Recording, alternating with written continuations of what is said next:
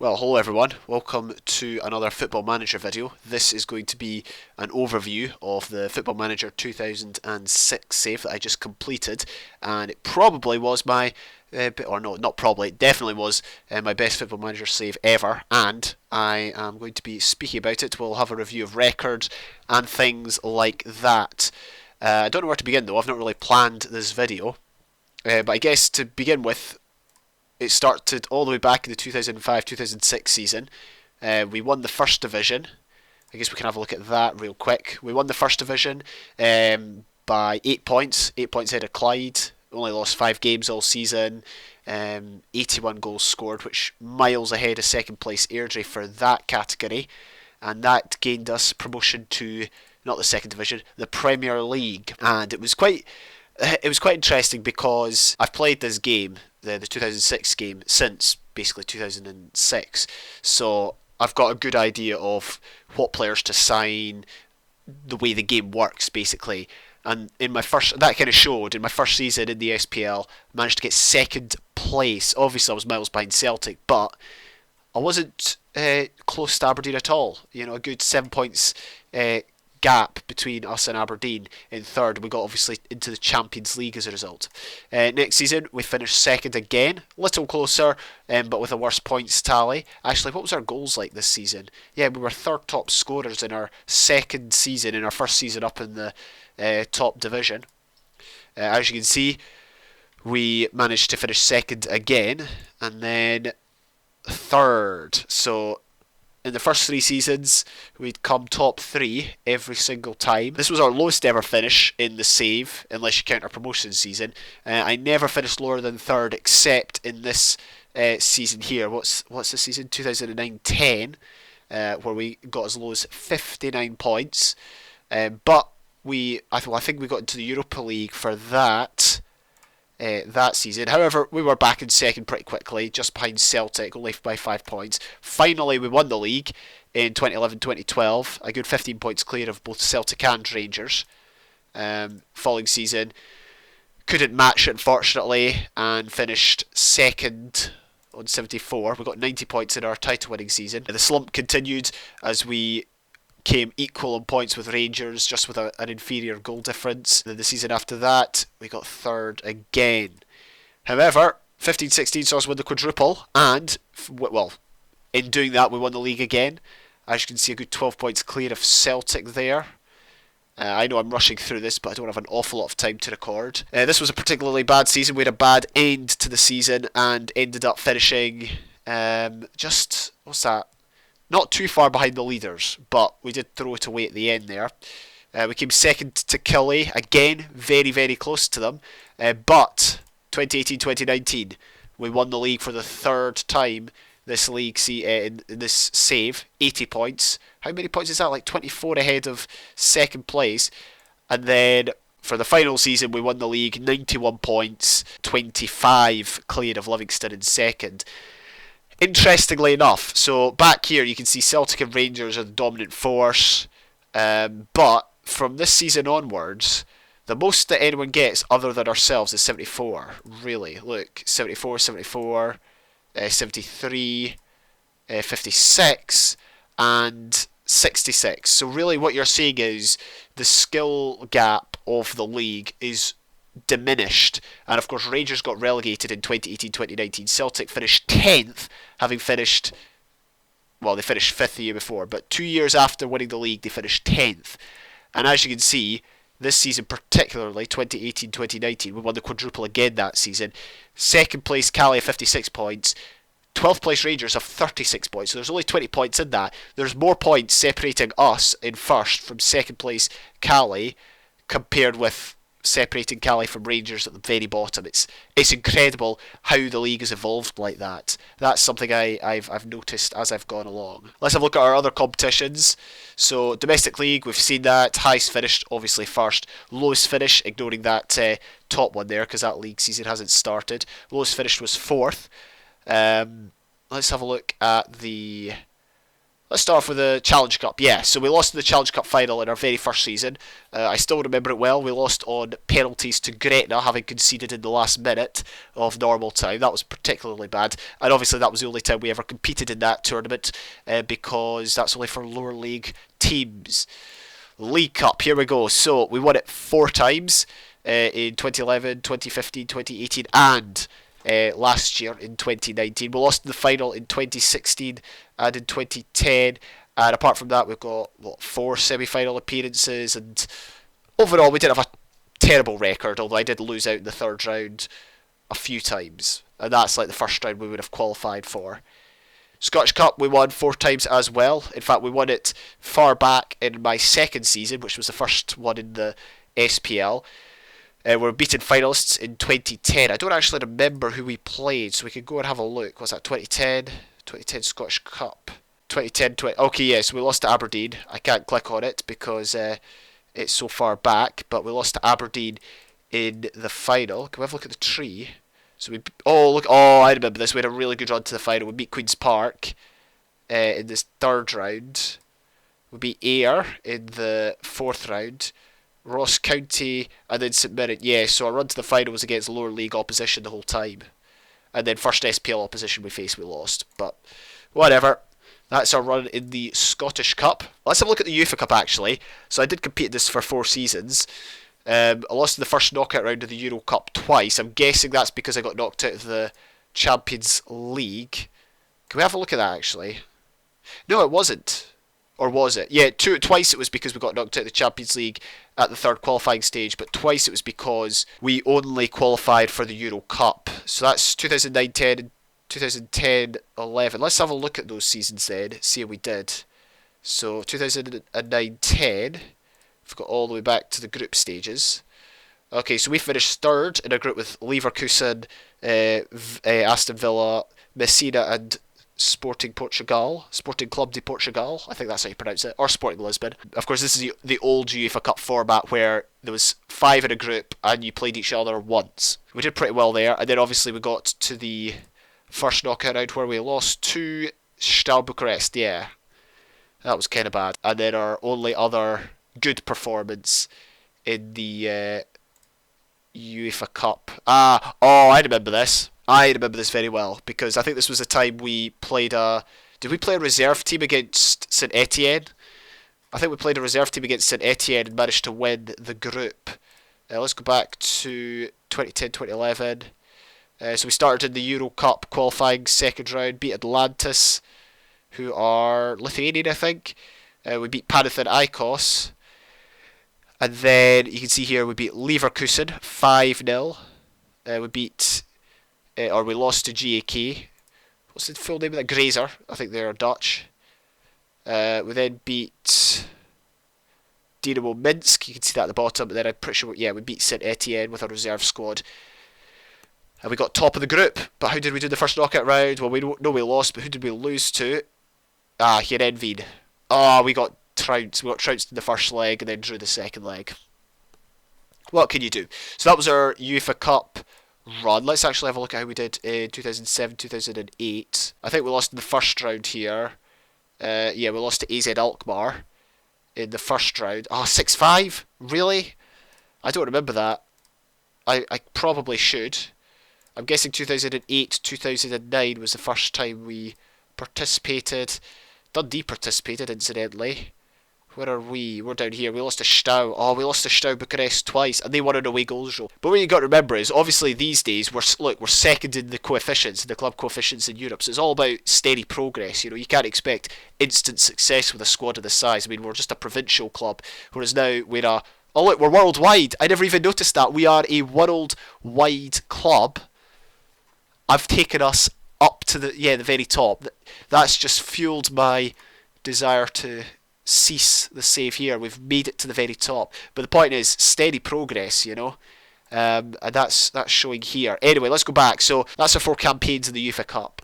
Let's have a look at the main competition though, the Champions League, the European Cup. So we played first in the 2007 season, lost in the third qualifying phase. I wonder who we lost to now. Let's go all the way back. So it wasn't 2006-7, it was 7-8.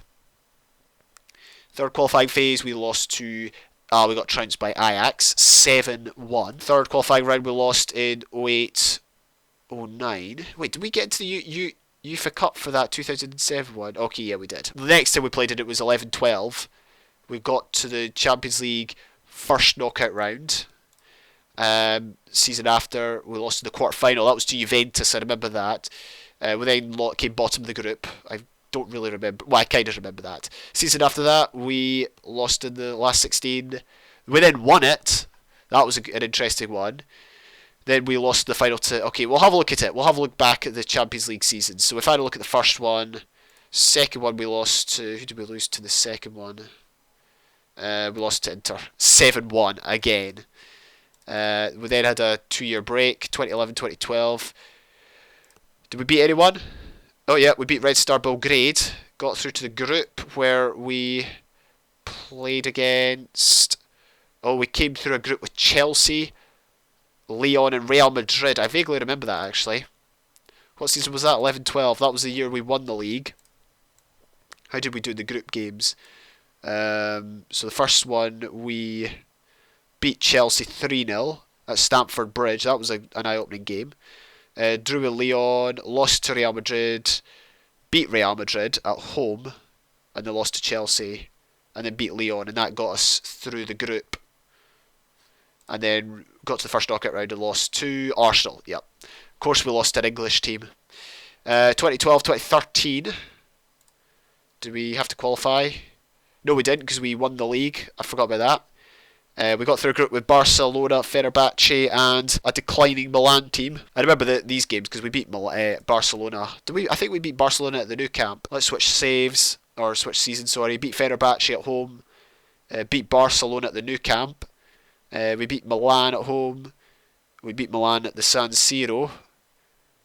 Lost to Fenerbahce away, and then lost to Barcelona at home. But that still got us top of a very tough group.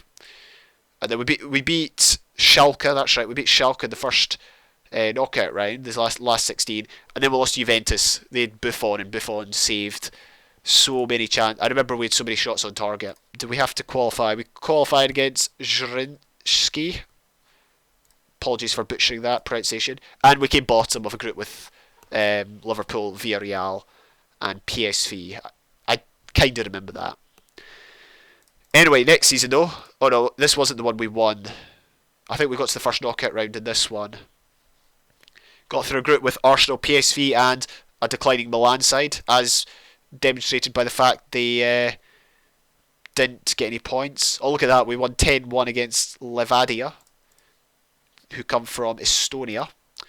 First knockout round, we lost to Lille. Season after was the one we won it, as you can see. 6-2 against Chelsea.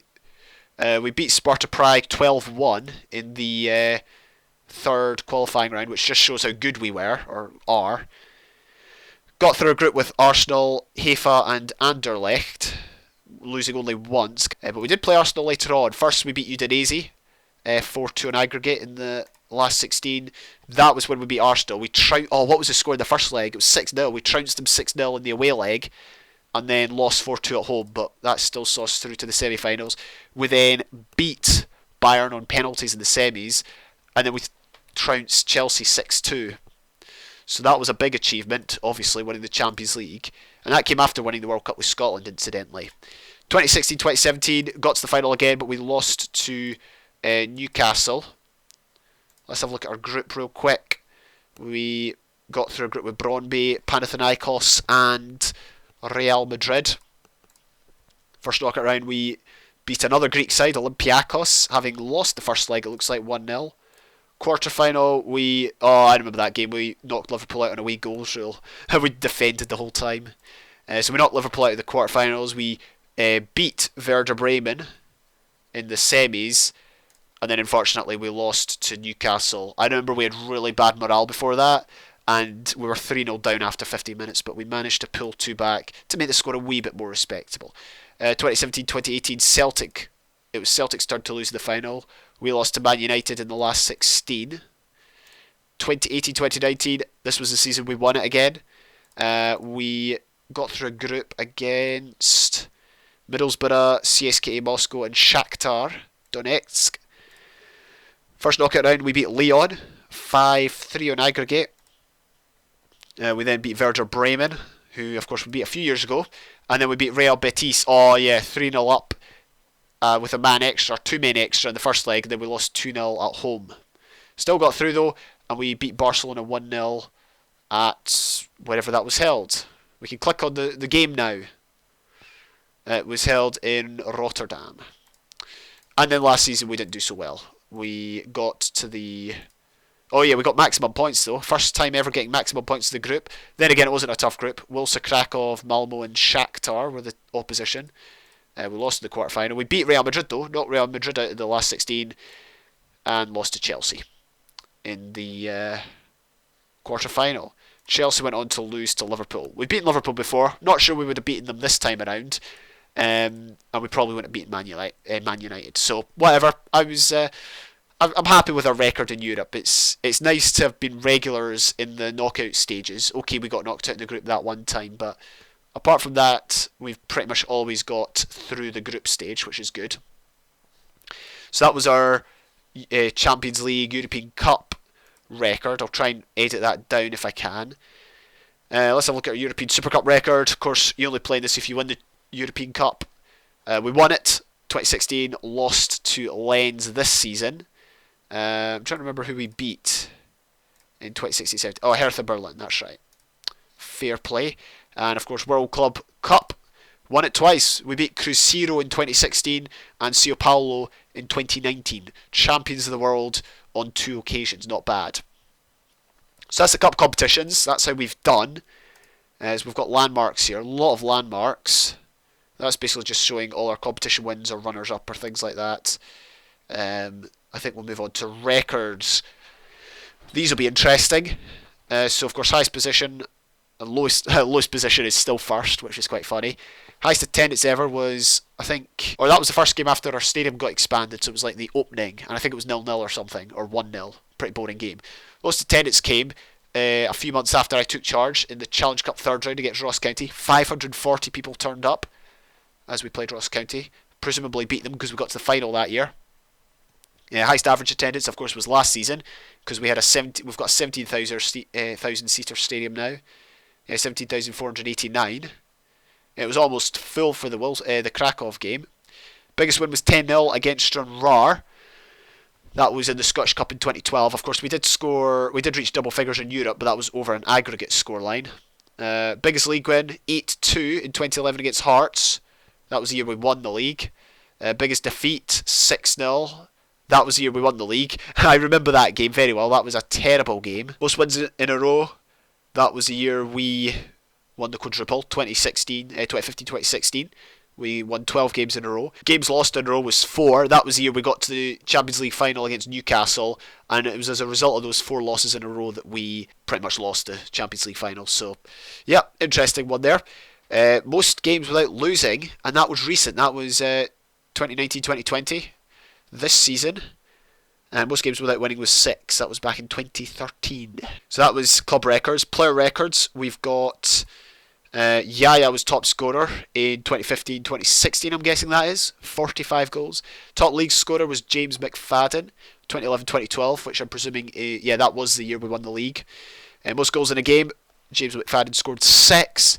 He scored a double hat-trick in the 8-2 win over Hearts. Most assists in a season, Enzo Scorza, 2015-2016, the year we won the quadruple. Jonas Johansen, who's retired now, highest average rating, 8 after 46 appearances, 8.0. Pretty good going. 13 Man of the Match awards a few years later. He also had the worst discipline the year before he got the highest average rating. See, the thing is, I remember playing Jonas Johansen as a central midfielder, and then when I moved him back to defensive midfield, that's when he became really, really good. So this might have happened when he was still playing in central midfield as opposed to defensive midfield.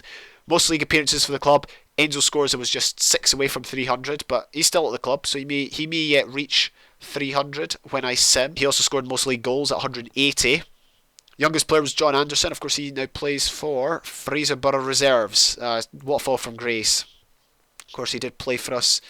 He played for us in Europe, actually, but he was our youngest ever player at 16 years back in 2011. Oldest player was Antti Niemi, who's a manager. I'm trying to remember what he did. He went to manage Hearts. I'm pretty sure he was a staff member for us. I don't remember. That was back in 2010. Highest transfer fee paid, David Davis, 4.5 million from Oxford. What signing that's proven to be? Scored a fair amount of goals. Let's have a look. Yeah, he scored a decent amount. Is it worth the 4.5?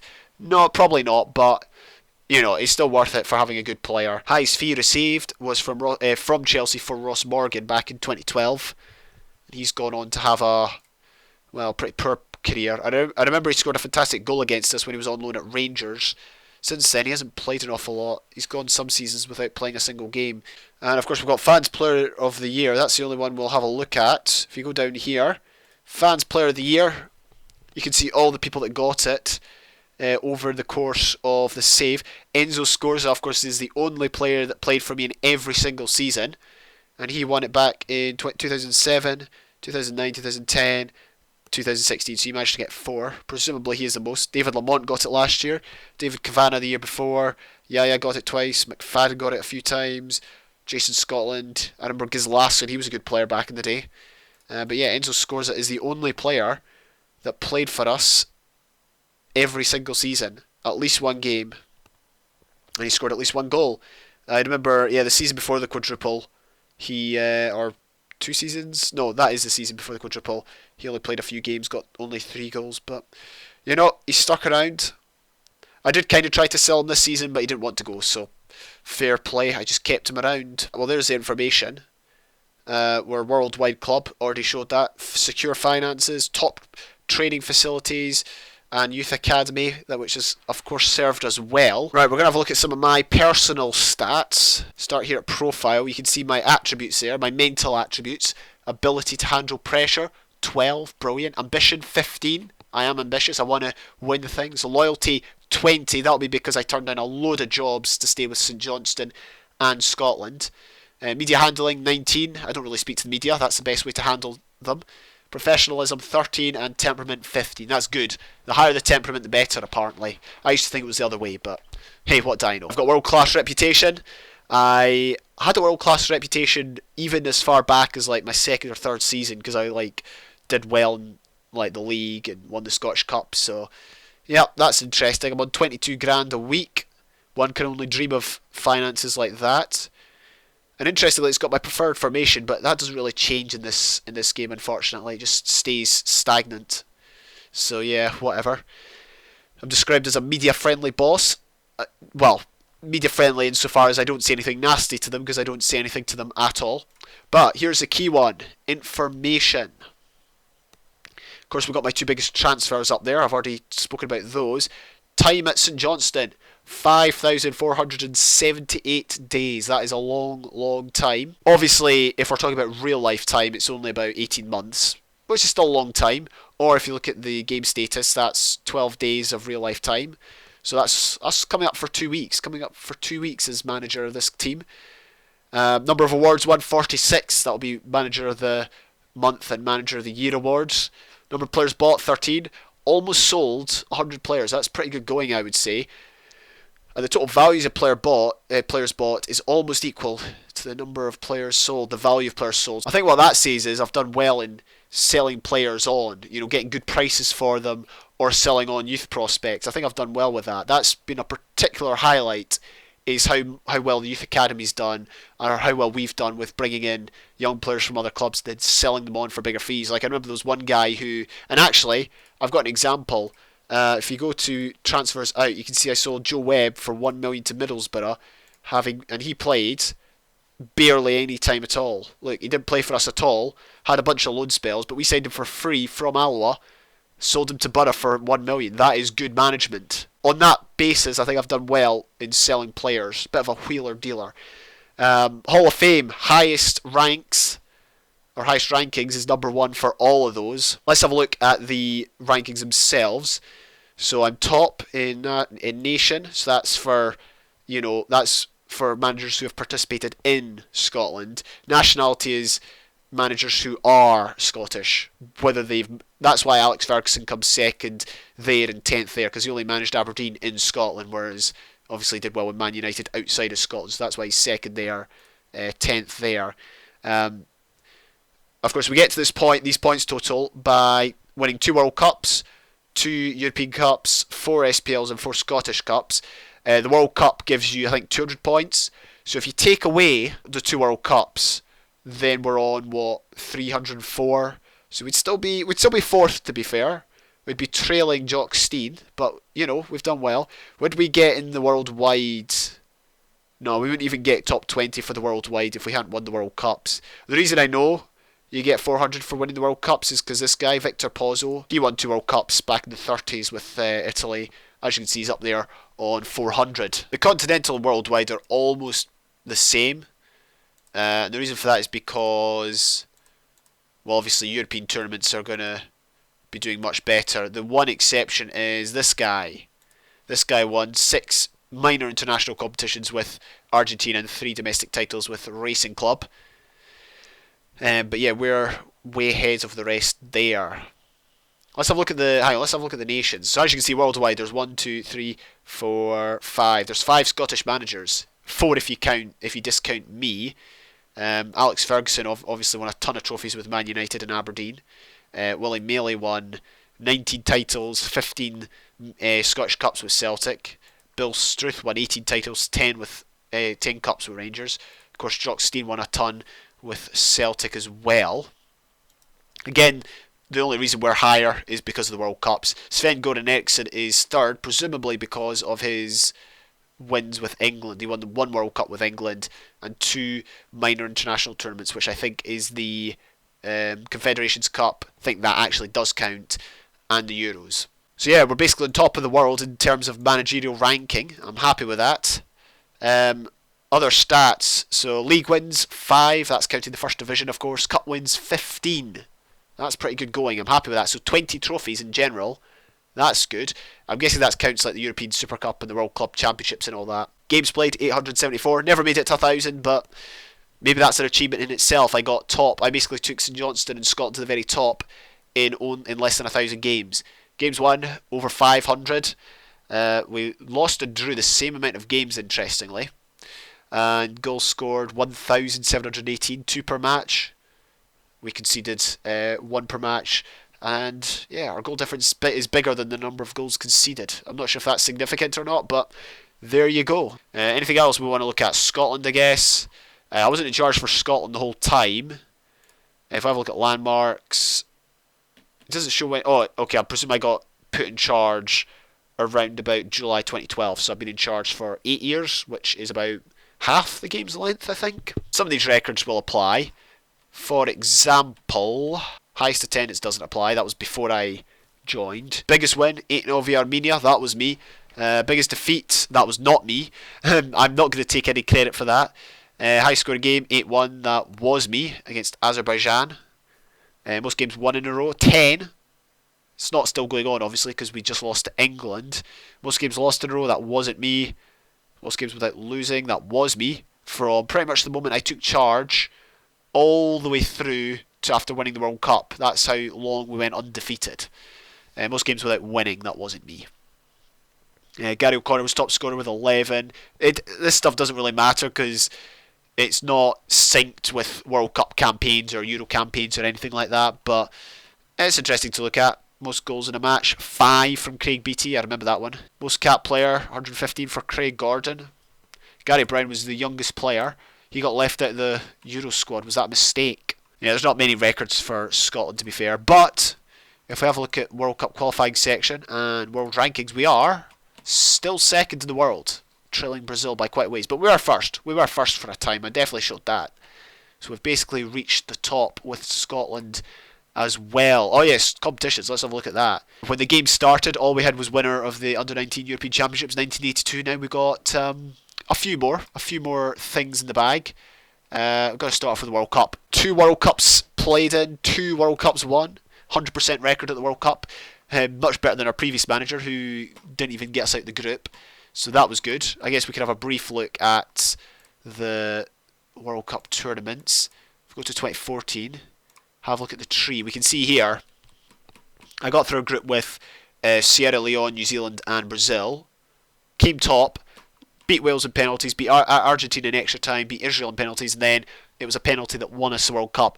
We got very fortunate because if we had come second in the group, we would have played Germany, so we avoided that. We then played Argentina, who were the only really good team we played in the knockout stages, just managed to beat them. I say really good team, obviously Israel and South Korea and all that are good for getting that far. But if Israel hadn't beaten Italy, we would have played Italy, obviously, and then we would have played Spain if South Korea hadn't won on penalties. So we got pretty fortunate. We could have gone out at any moment. And even then, we could have lost on penalties to Israel or Wales. So that was a very interesting World Cup. 2018 was better. If we go to the tournament tree, we would have played France if we'd come second. That being said, we did beat France later on, so maybe it wouldn't have mattered. But we beat the USA 2-0. That was a tough game because they'd actually knocked us out of the Confederations Cup, I remember, at one stage. We then beat Canada, beat the USA, beat Canada, beat Saudi Arabia, and then we beat France. Saudi Arabia beating Kuwait and Cameroon. France had knocked out Peru, Germany, and Chile. Canada knocked out Spain. We could have played Spain again. Well, I think we avoided playing Spain in every tournament we played. I don't remember actually playing them. So that was a World Cup qualification, our World Cup tournament, I should say. Both of them. What next? Let's have a look at the Confederations Cup. We did progressively worse. We came third in 2015, which was obviously the best achievement. Came fourth in 2017. And then we got knocked out of the group in 2019. If I keep playing for another year, maybe I'll have another chance of winning it. But I think the thing is, you're always going to be playing good teams in the Confederations Cup, which probably makes it harder. This is different. This is back in the day when the Confederations Cup was played a lot more. These days, I think Confederations Cup is only played every 4 years, 1 year before the World Cup. So, fun fact for you there. European Championships, lost in the quarterfinal twice to Denmark and England. Not great. Admittedly, Denmark were the hosts in 2016, and England went on to... Did they win it? Who won it again? I don't think I even showed who won it. Oh, yeah, Spain beat England. Anyway, there we go. That is that. Are there any World Cup records that are worth looking at? Most team goals, 21. We scored 21 goals in the World Cup in 2018. That's the sort of team you want to be following. Nothing else. Can't see anything else that concerns us. I'm going to have a quick look at the SPL records just to see how we feature in that. For example, most team goals, 88, 2011-2012, pretty good. Biggest win, 8-2. I had 8 to be an Arsenal fan, haha. Anyway, moving on. Johansen got the highest average rating, James McFadden most goals in a match. That is it. We can have a brief review of the awards. As you can see, Football Writers and SPL Player of the Year was won by Stephen Dobie when he played for us, along with Scorza, Xander Diamond, Flamini. Johansen won it 4 times in a row, and then Hauge won it last year. And also Matty Hayward was our player, just on loan at Dunfermline, so that counts in my opinion. Manager of the Year, won it 4 times. What else do we have? Top goal scorer, Yaya getting in the act, as is McFadden and Scorza. And we had Nathan Dykes and Craig Grant winning Young Player of the Year a few times. So that was awards in the SPL. Of course, we won awards in the European Cup as well. Jonas Johansson winning it a few times. Look at this, I was looking at Club World Cup records, and most team goals came in 2016, us with 11. And biggest win was our 9-0 thrashing of Auckland City. Which we... Can we click on? Oh, we can't, look at that. Awesome. Interestingly enough, Footballer of the Year and Player of the Year, does that actually make a difference? Oh, it does. What's the difference? Footballer of the Year, Player of the Year. Interestingly, none of my players ever won the top awards. I'm not sure why, but I think part of it is to do with the reputation of the league. See, these days in Football Manager you've got competition reputation which can fluctuate. So a league, say like the Premiership, the English Premiership is very top, 5 stars, but over time if the teams do badly in Europe, if the national team does badly, the reputation of that will decrease. In this game it's all fixed, so the Premiership will always be at the very top. You know, La Liga will always be at the top. The SPL will be up there but not at the very top, which is why I think none of our players won major world awards, unfortunately. But there you go. So you can see there. Did any of my players actually win it? Like any of my past players? It doesn't look like it. I'm interested to know who's this new... Oh wait, Neil Campbell won it. Really? Neil Campbell won the Player of the Year 2019 for the World Player of the Year. That is actually pretty epic. He didn't come out of our academy. I signed him from Alloa, but that is pretty good going. Fair play. That was after so many loan spells where he'd barely played. 5.25 million. Wish I'd got more, but there you go. All right, that's interesting. I never knew that. That's good to learn. I'm just going through my transfers, my out transfers, to see if any of these players still exist. Kevin Cuthbert's the only one that still exists at 37. One of my he was an original. He started the save at St Johnstone, but I sold him instantly to Northampton for 100k. Oh, Stephen Anderson still exists. He's also out of a contract. He played for Oldham for many years in League One. He's now out of a contract. It's weird though. Look at his stats. He's not that good. How did he play in League One for so long? That's what I don't get about this game. His stats don't really seem to matter for some reason. Here's the one that slipped away. Martin Osbourne. He's still at Arsenal. Actually, this season hasn't started. That's why he's not played much. He's been playing a lot for Arsenal, getting loads of goals. He's definitely the one that slipped away. Signed from Queen's Park for 60k, only let go for 250k to Livingston where he scored a barrel load of goals. Yeah, he's one I definitely regret. Why did I sell him? I'm not sure, honestly. I'm guessing it was probably because I had lots of strikers at the time and I just didn't see a place for him. But yeah, that was definitely a big mistake to let him go for 250k. But we still won competitions without him. See, this is what I mean about stats not mattering, okay? Pablo Horry, who I signed way back in the day, he played for us for a few years. He never hit double figures at all in his career, with 20 finishing, 20 composure, 20 dribbling. I know dribbling doesn't affect your scoring. Heading 20. He's a decent height. Jumping's 14. Off the ball's 20, loads of 20s in there, but he never once hit double figures, which is surprising. Even in the Scottish Second Division, he only got 6. Got loads of assists, so maybe he was played mainly down the left. That could be why. Maybe he was played as a left winger. But I refuse to believe people didn't at least try him as a striker, given the fact that that's his best position. Yeah, but the game's very weird. The other thing I don't like about it is how stats go down, like, in close season. That's just really annoying in my opinion, but I guess it's to show that the players aren't training and so they're not keeping up their ability. So I kind of get that. Here we go, Jason Scotland. I'm fairly certain he was the final original to leave. So that was about 6 years. 6 years it took for the team to disintegrate, the original team to disintegrate. But then again, I did pretty much sell most of them within the first couple of years. So that's worth keeping in mind. Another thing I want to check out is what age are the real players, because there's even regens that are going into retirement these days. But 2005 was 15 years ago, so if the youngest players were 15, that means the youngest real players will be about 30. John Keegan. Now he's a real player, or a regen, sorry. Here we go. Mark McCusker, he's a real player. I remember him. Yeah, he started off at Hearts. So real players are now 30. Oh, actually, Freddie Adu. Freddie Adu's the youngest in the game. Is he not like 14? And I doubt he's retired. Yeah, okay, he's 31. Mark McCusker was slightly younger. That's pretty cool though. So yeah, it's at that stage, and this is real life as well. This currently this is January 2020. This is how far on we are. We're just 6 months away. Obviously, it's fantasy world, and St Johnstone aren't on top of the world, and Scotland haven't won back-to-back World Cups. But in terms of the ages of the players, it's pretty much up to date. We don't have to do any sort of maths or anything like that. So this is a good place to finish the video. Basically on the honours screen, that are obviously there's a lot more there than there was prior. I mean, look at this. Before, there was only 2 third places for the Premier League. There was nothing for the Scottish Cup. There was 2 runners-up places for the League Cup. But now, look at that. So much more. In fact, only once did we finish outside the top 3. Anyway, that's by the by. Good page to finish it on.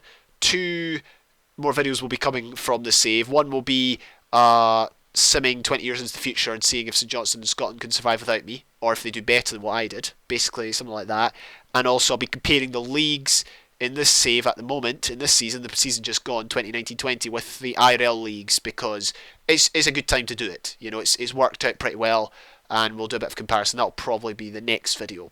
So yeah, other than that, thank you very much for checking out this overview video. Thank you very much for checking out this save if you have. It's been really good fun.